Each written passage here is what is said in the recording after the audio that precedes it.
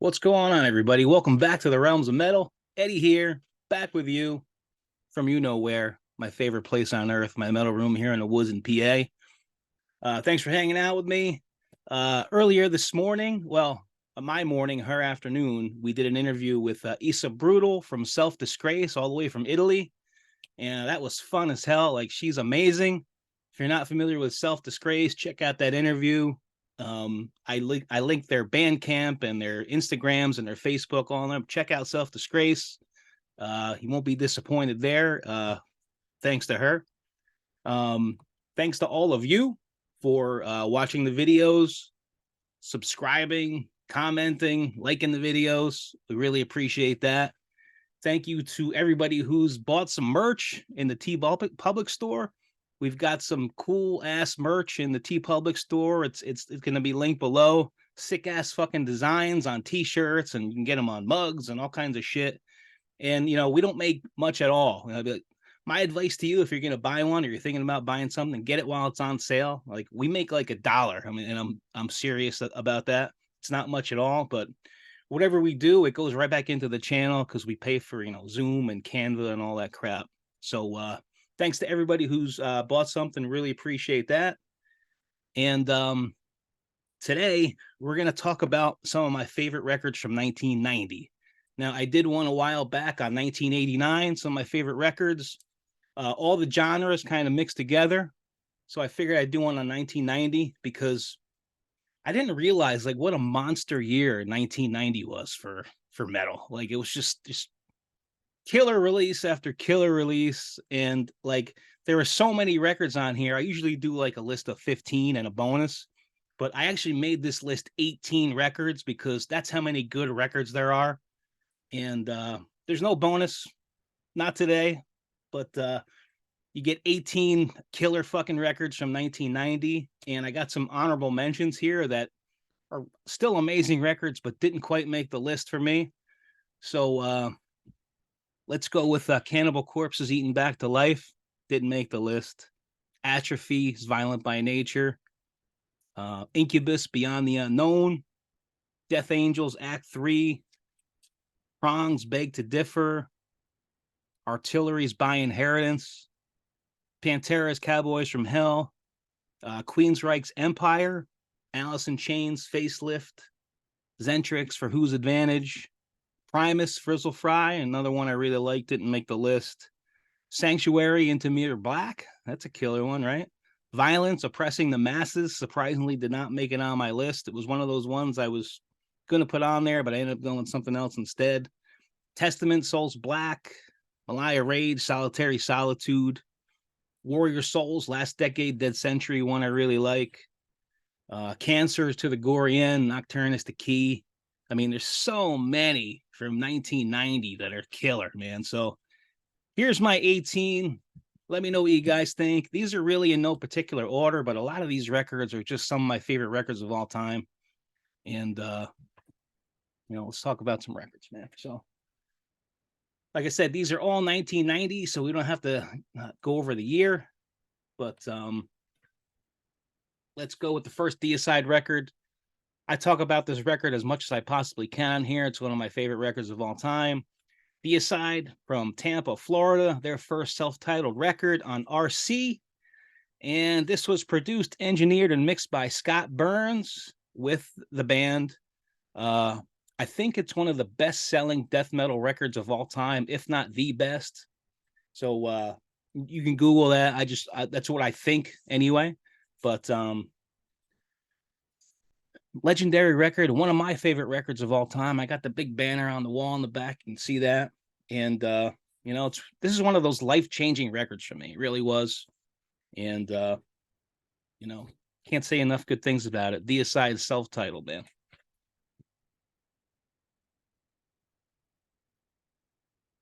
Let's go to the Bay Area, San Francisco. Let's go with Exodus's Impact is Imminent. This was their fourth full length on Capitol. Underrated record, probably the most underrated record in their discography, at least for me.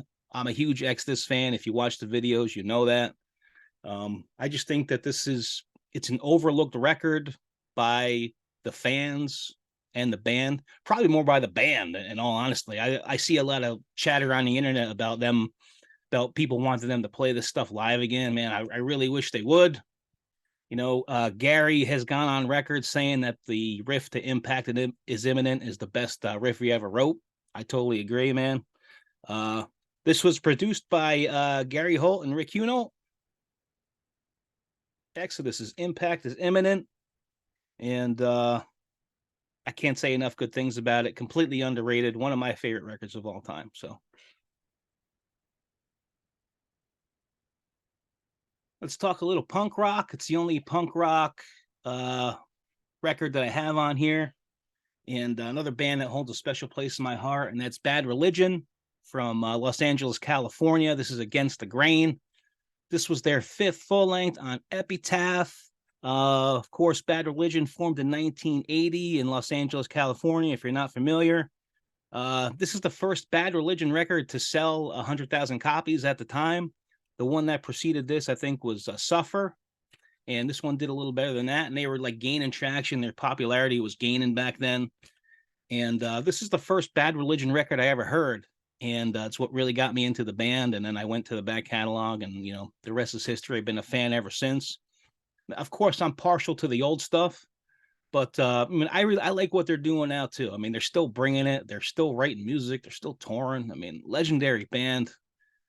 Can't say enough good things about Bad Religion. So if you're not familiar, check out Against the Grain. Check out Suffer. Check out No Control. You can't go wrong with any of those three to start out with Bad Religion. So here we go. All righty. Second here. Let's go to Los Angeles, California. Megadeth's Rust in Peace. This was their 4th full length on Capitol. The most decorated Megadeth lineup with Mustaine and Ellefson. Then you had Marty Friedman and Nick Menza on this one.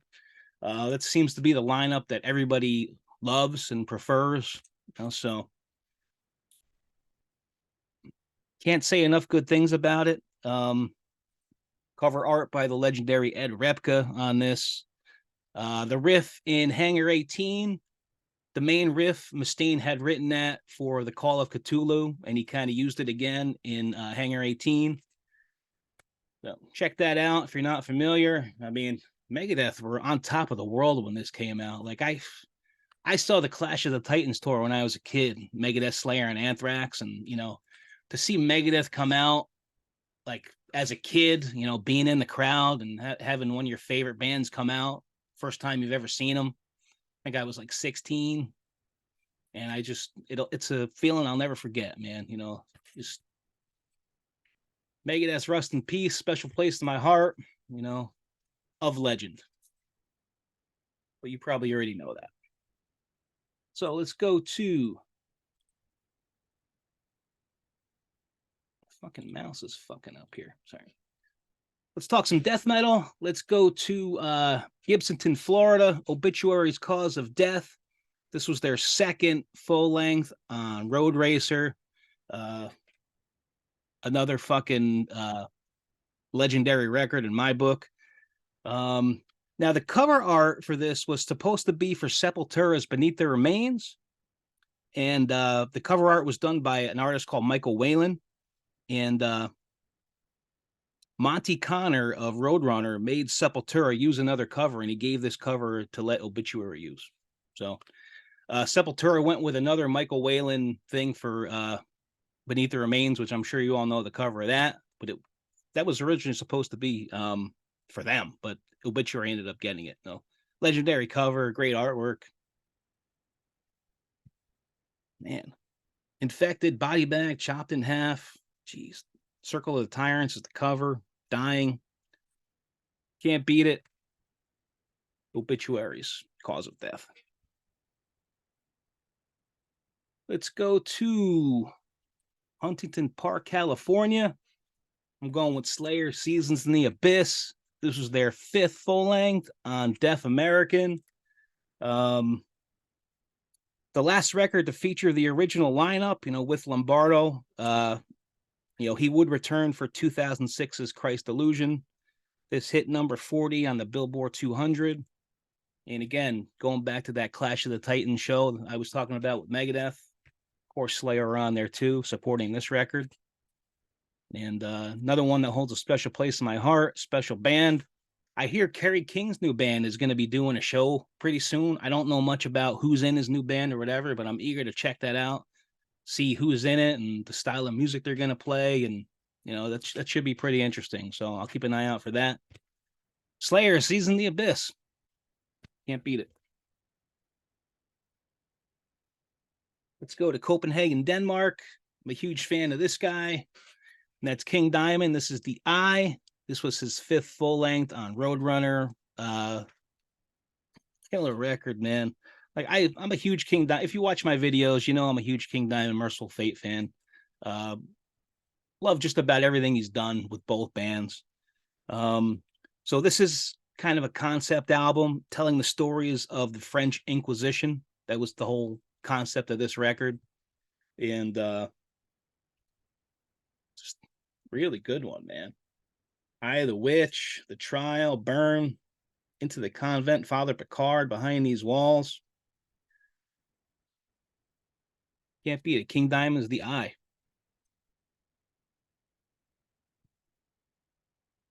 Let's go to Birmingham, England. Napalm Death, Harmony Corruption, a record that we've talked here about here or there before. This was their 3rd full length on Earache, the first record to feature Mark Barney Greenway on vocals formerly of Benediction. Now, this was a more death metal record than the 2 previous, or more like grindcore records, and that was with Lee Dorian. Lee Dorian went on to form Cathedral, another great band. But man, I have such fond memories of this record. Guest vocals on Unfit Earth by Glenn Benton and John Tardy. How killer is that? The CD bonus track was Hiding Behind, which is actually on the re-release of this vinyl as well, the reissue. So Napalm Death, Harmony Corruption. Killer. Let's go to New York City and talk about some Demolition Hammer. This was their first release on Century Media, Tortured Existence. Another record of legend, at least for me. Produced, engineered, and mixed again by Scott Burns. Cover art by Axel Herman. And every song is good. I mean, this another record that holds a special place in my heart. I know that Demolition Hammer are doing shows again. They've been doing shows for a few years now, and I hope they're writing new material. It's somebody I'd love to get on the show, talk to them, see if they are writing new material, and what's going on with the band, because they only have 3 full lengths, and we'd love to get another one, right? I mean, I know I would. I'm sure you guys would as well. So Demolition Hammer's Tortured Existence, absolutely essential. Well, let's go to Hayward, California. Another record that holds a special place in my heart. That's Twisted Into Form from Forbidden. This was their 2nd full length on Combat. Cover art by Kent Matthew, and hails to you because I got the cover tattooed on me. So if you haven't seen it, I got the Twisted Into Form cover tattooed on the inside of my arm here. I've had it for years, and it's one of my favorite records of all time. Absolutely love it. Produced and engineered by Michael Rosen, who did stuff with Death Angel, Laz Rocket, DRI, Sadist, Testament, so he's in all that, and he did an amazing job with this one. I mean, the first record, Forbidden Evil, is legendary too, but this one was like a little bit more mature, and for a band's 2nd record to sound like that, like it just blew my mind. Like I got like an Injustice for All feel, when I heard this. Like it kind of has that kind of vibe for me, like a very maturely written thrash record, and can't say enough good things about it. Love it to death. Forbidden's Twisted Into Form. Let's go to Altamont Springs, Florida, and we're going with Death's Spiritual Healing. This was their 3rd full length on Combat. Legendary lineup on this one: Chuck Schuldiner on guitar and vocals, Terry Butler on bass, Bill Andrews on drums, James Murphy on guitar, who replaced Rick Ross from Leprosy, the album that preceded this. Rick Ross went to go on to form Massacre, which is another killer band. Can't say enough good things about this one. Living monstrosity, altering the future, defensive personalities within the mind, spiritual healing, low life, genetic reconstruction, killing spree. Every track on here is good. And I think that Ed Repka did the artwork for this as well. The guy who does Vic Rattlehead, he did that as well. So, Death, spiritual healing.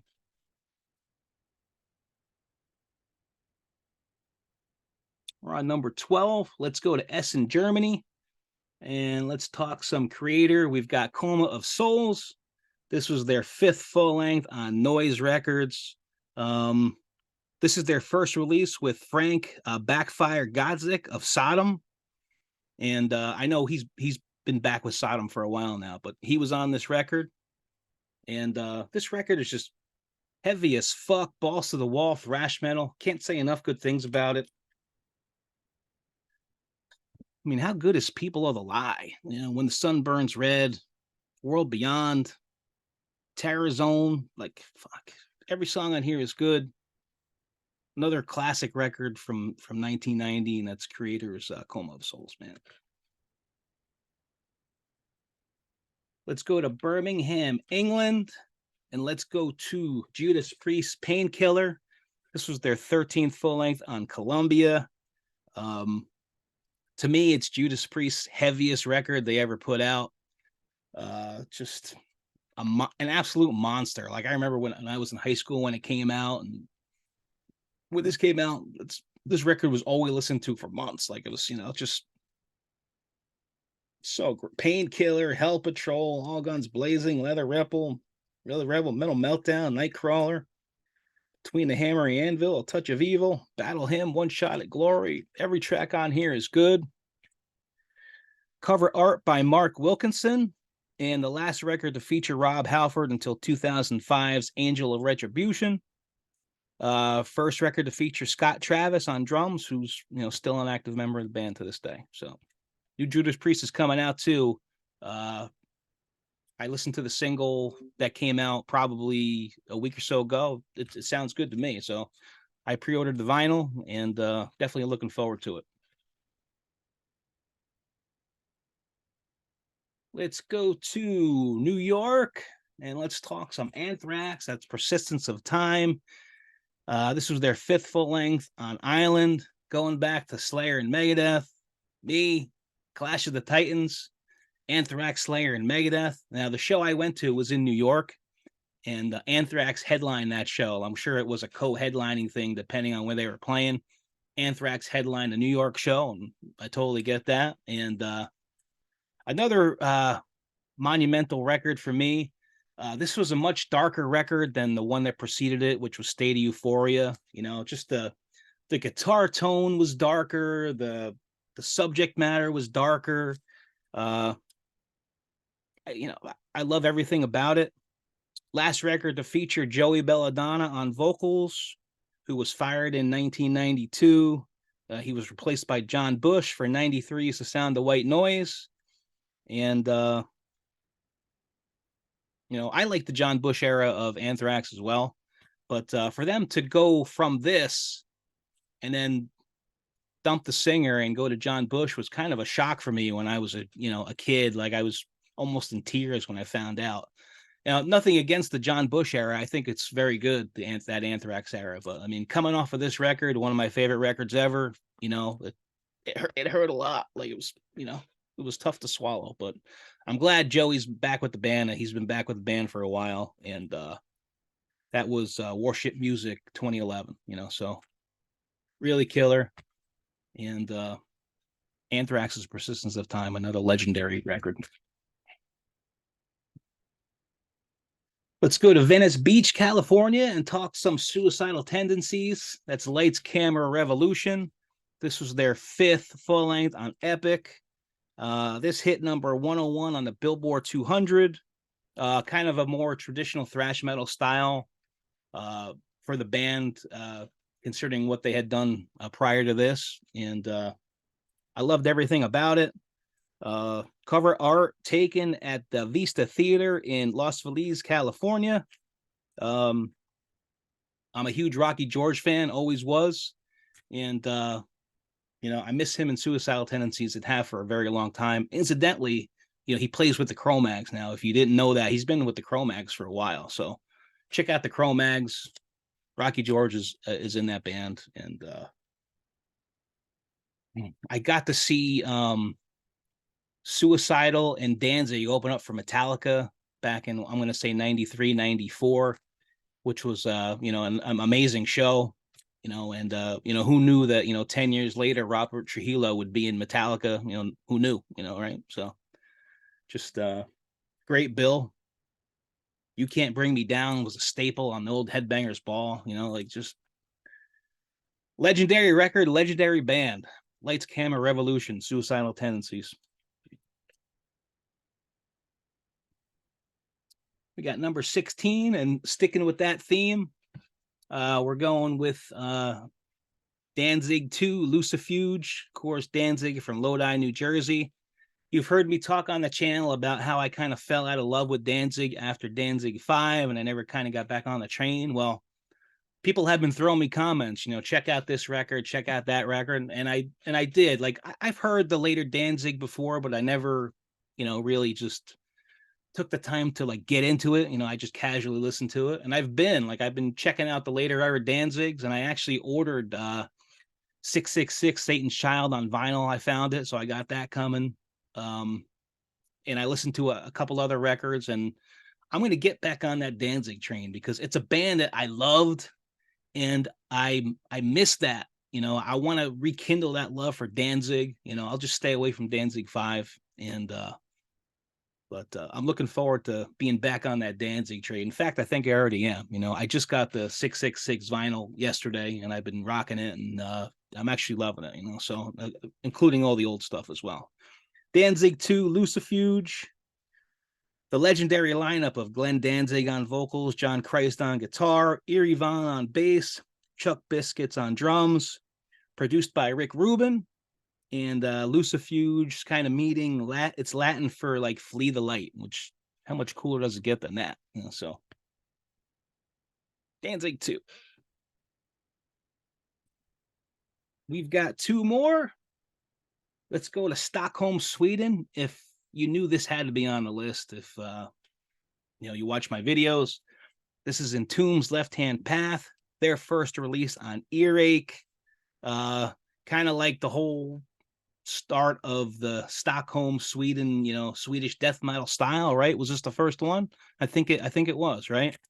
And the track Left Hand Path had that kind of interlude from the horror movie Phantasm. If you're not familiar, check out Left Hand Path, or somewhere in the middle of that track, you hear the music from Phantasm, which is, super killer. One of the defining Swedish death metal records, absolutely, with like an ever-flowing stream, and Entombed's Left Hand Path. And last but not least, let's go to Richmond, Virginia, and let's go to Gwar, Scumdogs of the Universe. This was their second full length, and it was originally released on Master Records, but then it was picked up shortly after by Metal Blade, Brian Slagle. I think this has Gwar's best song they ever wrote, which was the Salamanizer. I mean, how much better does it get than that? The Salamanizer, right? But all the tracks on here are good. The Salamanizer, Maggots is really good, another staple of their set. Sick of You, another staple. Slaughterama is fun as hell. Slaughterama was incidentally sung by the manager, Sleazy P. Martini. You had the Sexecutioner song on here, sung by the Sexecutioner, and then you had Cool Place to Park, which was sung by Beefcake the Mighty. But amazing record, and this was my first Gwar record when I was a kid. And I got Hello after this, and Hello was decent, but it didn't compare to this, in my opinion. And America Must Be Destroyed, the one that came after this, was another super killer one as well. This is kind of a concept album of Guar's reign of terror on planet Earth. So fun as hell. Guar, scumdogs of the universe, man. Can't beat it. So there's 18 for you. You know, there's probably some that I didn't even mention on here that were in the honorable mentions, but let me know what your favorite records in 1990 were. I mean, what an absolutely monster year, right? It was killer release after killer release. And I look back on those early times fondly because, you know, I kind of graduated to being a metalhead in 1988, like when Justice for All came out. It kind of changed me. So like 88, 89, 90, 91, like my early years of being a metalhead and discovering a lot of these bands, it was a special time for me. And I look back on it fondly. Like I remember where I was when I first heard a record, who I was with, you know, where I bought the record, and just great stuff. You know, we get together here on the Realms of Metal. We talk about records, and it's fucking fun as hell. Well, that's it for this one. Thanks for hanging with me on the Realms of Metal. And again, thank you to everybody for watching the videos, liking the videos, subscribing. Really appreciate that. You know, thanks to anybody who's bought a shirt or any kind of merch in the store. You know, appreciate that as well. And we'll see you guys again real soon. I got some great stuff lined up. And it's tough for me during the week because I work a long day, and by the time I get home, I'm like shot, you know. So I kind of save my stuff for the weekends, like Friday night, Saturday, and a Sunday. So I got some killer stuff lined up. You know, thanks for hanging with me, and we'll see you guys again real soon. Have a good one.